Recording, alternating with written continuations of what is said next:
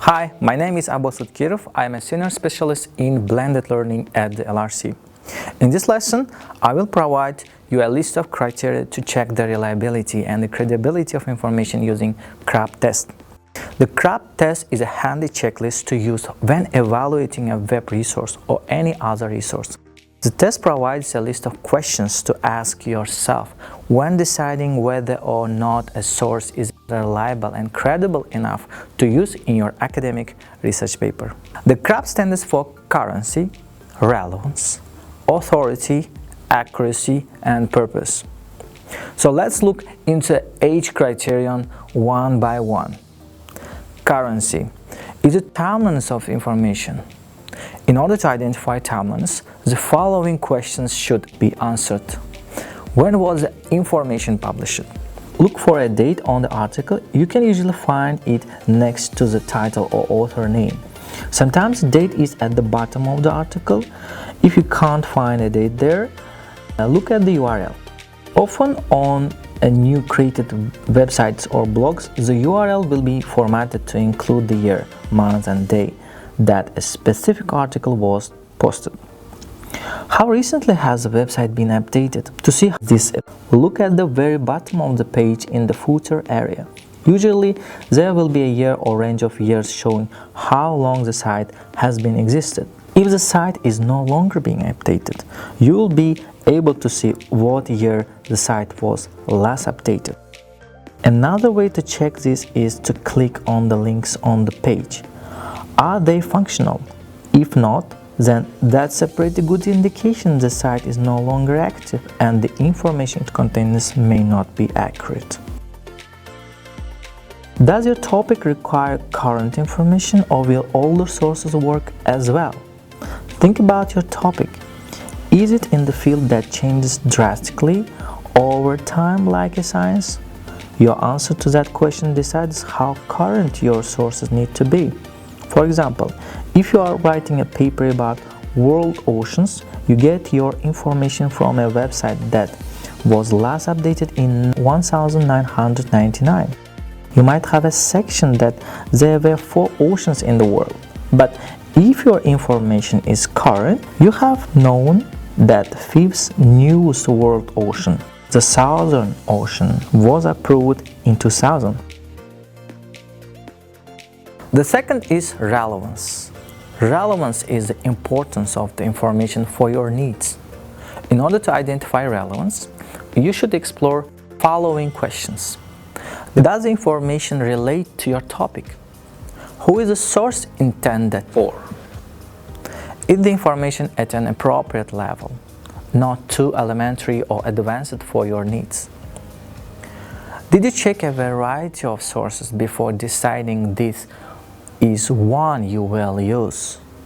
For example, if you are looking for information about impact of COVID-19 on human health, an article about impact of COVID-19 on human rights may be interesting, but it will not answer your question. Third is authority. Authority relates to the source of the information, and your source should provide answers to the questions. Who is the author, publisher, source, or sponsor? What are the author's credentials or organizational affiliations? Is the author qualified to write on the topic? Is there any contact information such as publisher or email address? The author can be found next to the title of the article. You should also look for the author's bio. Many reputable publications will give short explanation of who the author is and what his or her credentials are. It can often be found at the bottom of the article or by clicking a link from his or her name. Fourth is accuracy. Accuracy is the reliability, truthfulness, and correctness of the content. You can identify accuracy by asking, where does information come from? Is the information supported by evidence? Has the information been reviewed or refereed? Can you verify any of the given information in another source? Does the language used seem unbiased and free of emotion? Are there spelling, grammar, or typographical errors?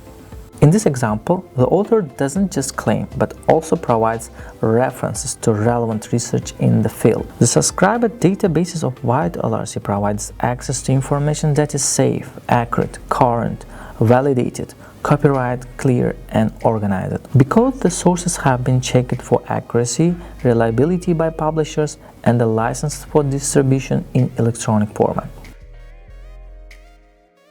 And the final one is purpose. Purpose relates to the reason for the information. Identify purpose through questions. What is the purpose of information? Is it to inform, teach, sell, entertain, or persuade? Do the authors, sponsors, make their purpose clear? Is the information fact, opinion, or propaganda? Does the point of view appear objective and impartial? Are there political, ideological, cultural, religious, institutional, or personal biases? In this article, author clearly stated that she is going to provide a case for adding new literacies into the writing curriculum. The in-text citation showed that the author is providing evidence for her argument, not just stating her own opinion. Let's imagine we are searching for information on a topic, academic integrity, and we have found a scientific article. Now we should decide whether information relates to your topic and are we going to use this source or not for our assignment. In order to identify currency, we should look at the date of publishing on the top or at the bottom. We need actual information, so it passes the currency. Second is relevance, as the topic is academic integrity and the key words are relevant to our topic, which means it passes the relevance. Next is authority. We can look at the author's bio that he works at the specific organization, which means that an author is an expert in that field. Next is accuracy. Author doesn't just explain his point of view, but also supports them with the references of researchers in the sphere he is doing a research. The last is purpose. As we can see, an author clearly provides an information in the abstract. What is this paper about?